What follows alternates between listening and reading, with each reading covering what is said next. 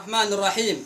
السلام عليكم ورحمة الله وبركاته. وبعد، أناشد سيدي خادم الحرمين الشريفين سلمان الحزم سلمان العزم سلمان الجود والكرم، وأناشد ولي عهده وولي عهده، وأقول لهم: تعالوا انظروا معاناتنا وحرماننا. هذا جدي جابر علي المعيني من سكان منطقة جازان محافظة العارضة حي بردان، يبلغ من العمر 85 سنة، مصاب بالسكري والغرغرينة، وقد فقد معظم أصابع قدميه ومصاب بارتفاع ضغط الدم، وأخيرا أصيب بجلطة.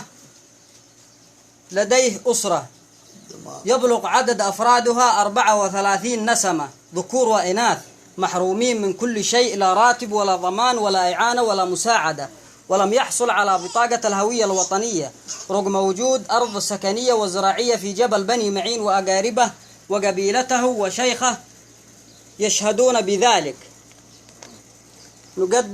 نتقدم بطلب، وقد تقدم بطلب الأحوال المدنية عام 1420 ولم يحصل على موافقة، وصارت أوراقه تروح وترجع من أحوال أبي عريش إلى أحوال جازان إلى وكالة وزارة الداخلية للأحوال المدنية، وقد رفعت آخر مرة من أحوال جازان إلى وكالة وزارة الداخلية للأحوال المدنية برقم 6875 وتاريخ 28/3/1436، وموجودة بقسم الجنسية بوكالة وزارة الداخلية رقم القيد 4492110 وتاريخ 7/4/1436.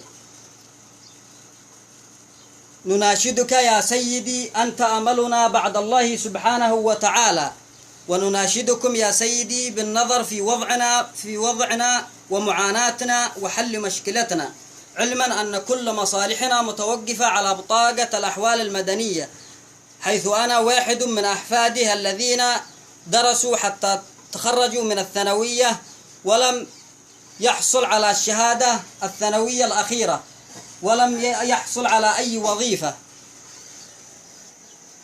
ونعاني معاناة ما الله بها عليم.